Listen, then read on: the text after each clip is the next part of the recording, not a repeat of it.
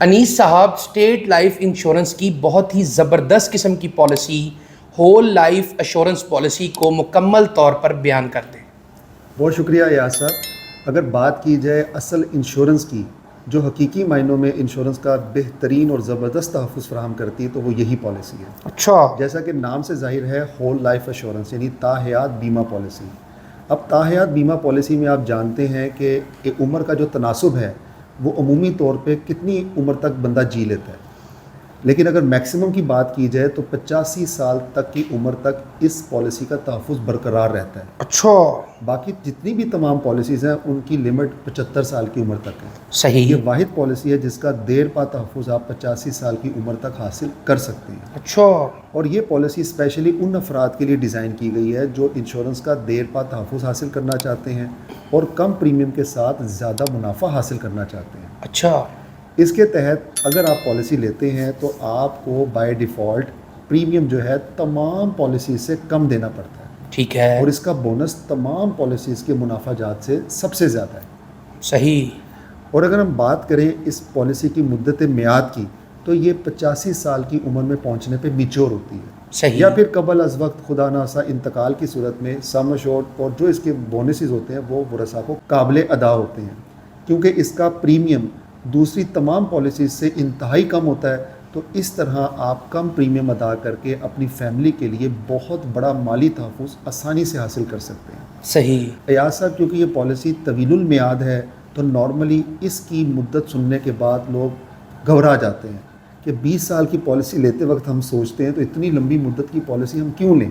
صحیح، تو میں یہ کہوں گا کہ آپ اپنی موجودہ زندگی میں بہت سے ایکسپینسز کرتے ہیں، بے شک، یعنی جو اخراجات کرتے ہیں وہ پلٹ کے آپ کو نہ واپس ملتے ہیں نہ اس پہ کوئی ریٹرن ملتا ہے۔ صحیح، اس کے بدلے آپ کو یا تو کوئی کموڈٹی ملتی ہے یا کوئی خدمات ملتی ہیں یا کوئی سہولت ملتی ہے جس سے آپ استفادہ حاصل کرتے ہیں۔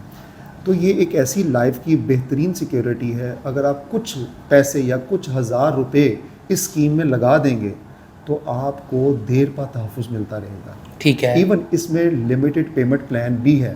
مثال کے طور پہ آپ کی عمر 25 سال ہے اور آپ چاہتے ہیں کہ آپ بھی ہول لائف پلان لے لیں، لیکن آپ یہ سن کے تھوڑا سا خوف زدہ ہو جاتے ہیں کہ جی 85 سال کی عمر تک میں ادائیگی نہیں کر سکوں گا، تو کوئی گھبرانے کی بات نہیں ہے۔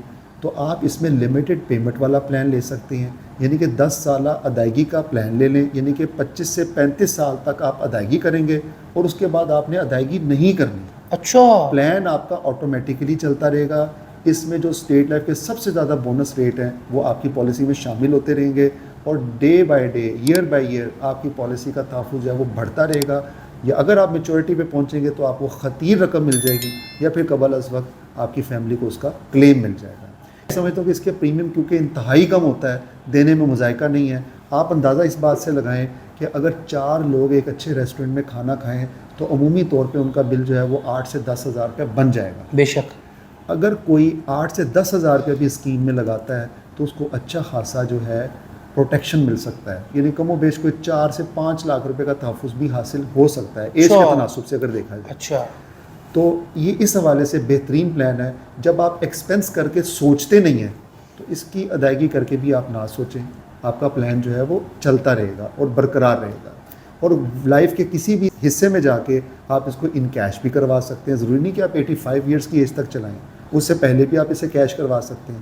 تو لہٰذا اگر آپ اس کو کسٹمائزلی ڈیزائن کروانا چاہتے ہیں تو اسکرین پر نظر آنے والے نمبرز پہ آپ رابطہ کر کے یہ پلان ڈیزائن کروا سکتے ہیں۔